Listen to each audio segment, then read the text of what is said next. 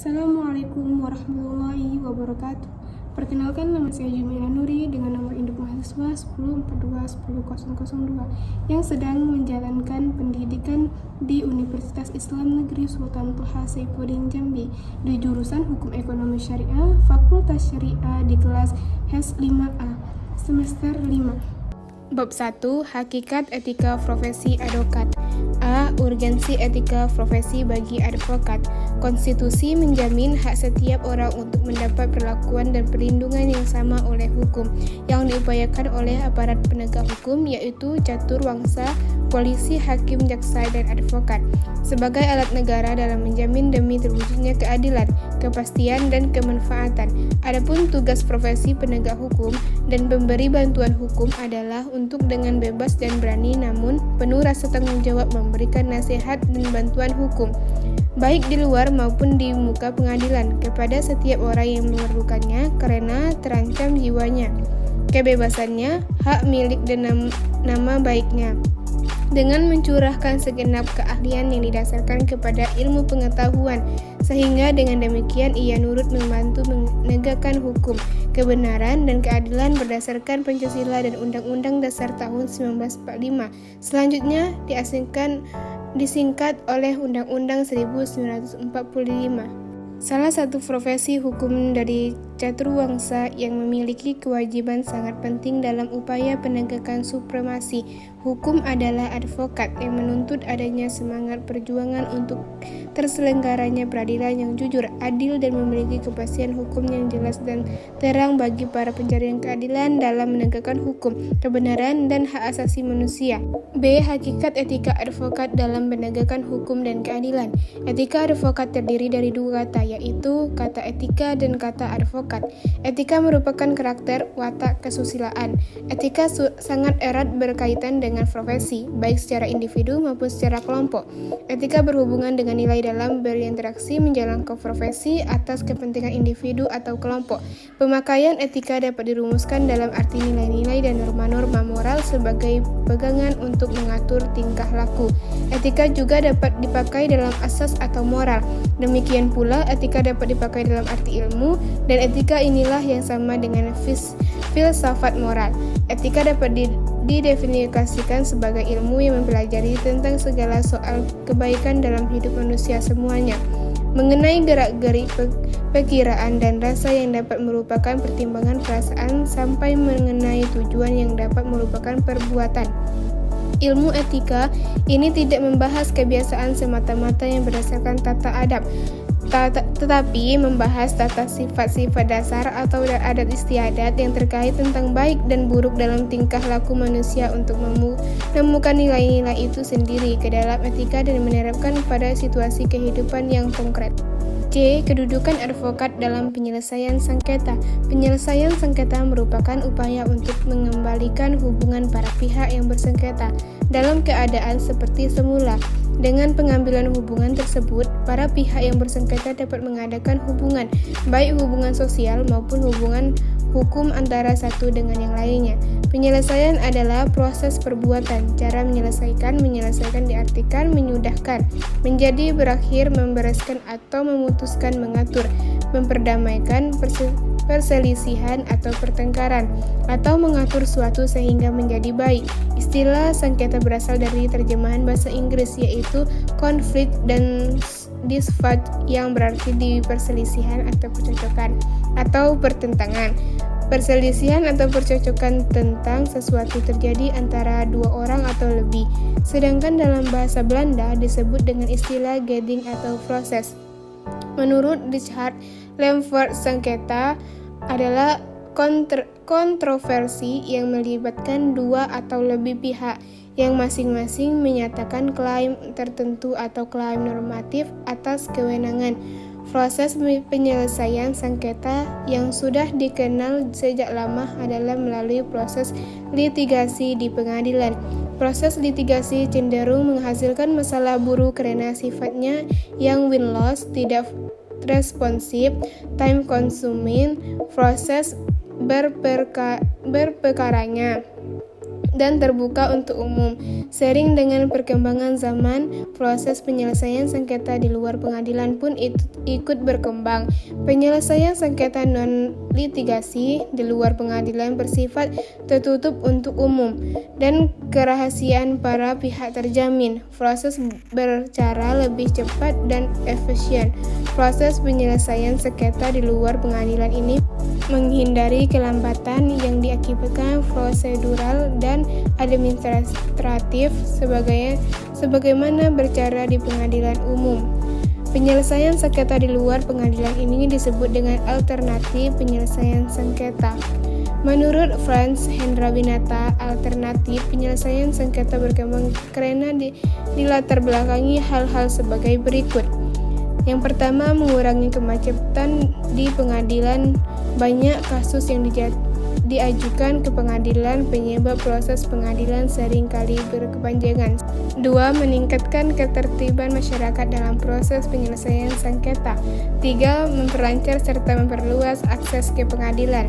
4. Memberikan kesempatan bagi tercapainya penyelesaian sengketa yang menghasilkan keputusan yang dapat diterima oleh semua pihak dan memutuskan.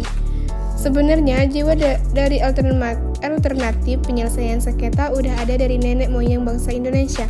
Hal itu sebagaimana terlihat nyata dalam budaya musyawarah untuk mencapai mufakat yang masih sangat terlihat di masyarakat perdesaan di Indonesia, di mana ketika ada sengketa di antara mereka, cenderung masyarakat tidak membawa permasalahan tersebut ke pengadilan, namun diselesaikan secara kekeluargaan.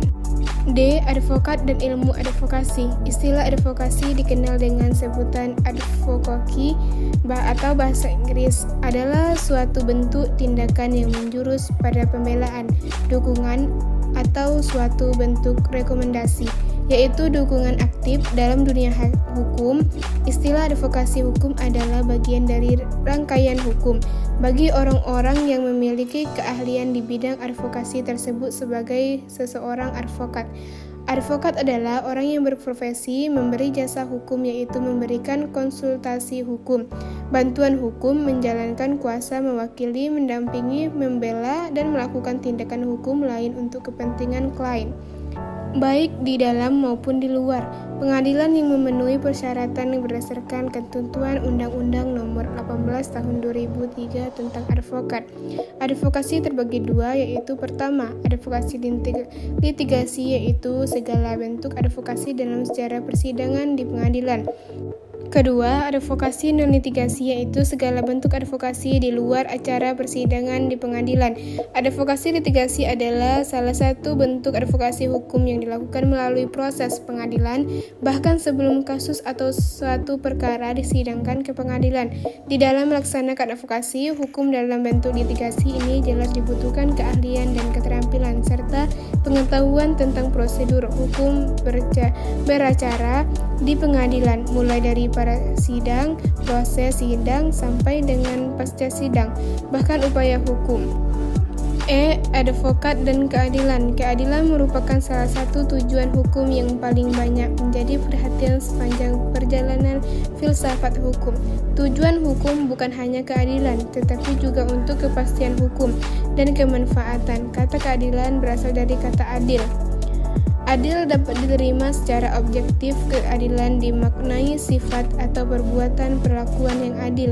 Adil memiliki pengertian diantaranya tidak berat sebelah atau tidak memihak, berpihak pada kebenaran dan sepatutnya atau tidak sewenang-wenang. Terdapat dua rumusan tentang keadilan. Pertama, pandangan bahwa yang dimaksud dengan keadilan itu ialah keserasian antara penggunaan hak dan pelaksanaan kewajiban selaras dengan dalil neraca hukum, yakni takaran hak dan kewajiban. Kedua, pandangan para ahli hukum yang pada dasarnya merumuskan bahwa keadilan itu adalah keserasian antara kepastian hukum dan kesebandingan hukum. Bab 2. Konsep etika dan profesi advokat.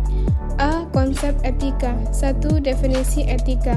Sebagaimana telah diungkapkan pada kerangka teori di muka bahwa etika adalah karakter, watak, kesusilaan. Etika sangat erat berkaitan dengan profesi advokat, baik secara individu maupun secara kelompok.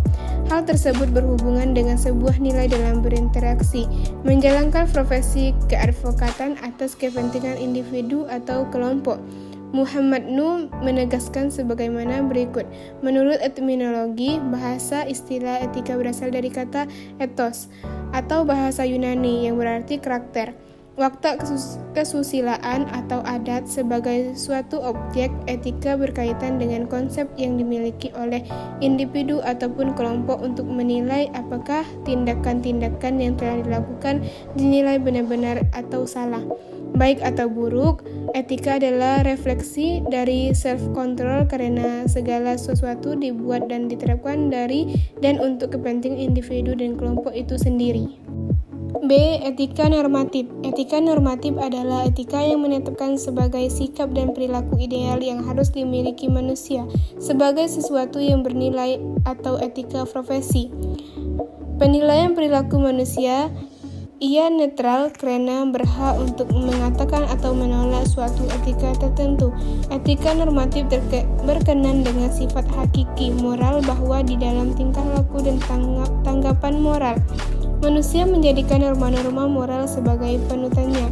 Etika normatif menetapkan bahwa manusia hanya menggunakan norma-norma sebagai panutan, tetapi tidak menanggapi kelayakan ukuran moral. Sah tidaknya norma-norma tidak dipersoalkan, yang diperhatikan hanya berlakunya.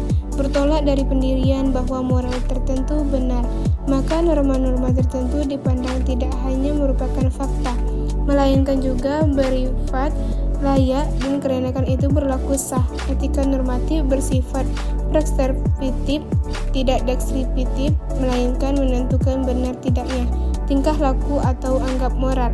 Etika normatif bertumpu pada norma-norma dan prinsip-prinsip etis yang dianggap tidak dapat ditawar. C. Matematika. Cara lain mempraktek etika sebagai ilmu adalah matematika. Matematika seolah-olah bergerak pada taraf yang lebih tinggi daripada perilaku etis, yaitu taraf bahasa etis atau bahasa yang dipergunakan di bidang moral. Dapat dikatakan juga bahwa matematika mempelajari logika khusus ucapan-ucapan etis. Matematika adalah studi tentang etika normatif. Matematika bergerak seolah bergerak pada taraf yang lebih tinggi daripada perilaku etis, yaitu pada taraf bahasa etis atau bahasa yang digunakan di bidang moral. Matematika mengkaji makna istilah moral atau logika dari penalaran moral. Dari definisi ini tampak jelas bahwa kajian tentang etika sangat dekat dengan kajian moral. Etika merupakan sistem moral dan prinsip-prinsip dari suatu perilaku manusia yang kemudian dijadikan sebagai standarisasi baik buruk. Lebih lanjut, menurut Sioman Blackburn menjelaskan bahwa matematika adalah aktivitas tingkat kedua bagi penyelidikan konsep dan metode etika, lebih dari terlibat langsung dengan isu-isu praktis, atau tingkat pertama tentang apa yang sebaiknya dilakukan dan bagaimana mestinya bersikap. Pemilihan ini cenderung memburamkan karena pandangan-pandangan yang berbeda tentang struktur etika biasanya memiliki implikasi bagi pengambilan keputusan di tingkat pertama. 4. Etika dan kode etik profesi. Menurut Franz Magnus Suseno, etika profesi adalah bagian dari etika sosial, yaitu filsafat atau pemikiran kritis rasional tentang kewajiban dan tanggung jawab manusia sebagai anggota umat manusia. Profesi dapat dibedakan menjadi profesi pada umumnya seperti profesi hukum, profesi kesehatan, dan lain-lain, dan profesi mulai seperti dokter, polisi, jaksa, hakim, advokat, dan lain-lain.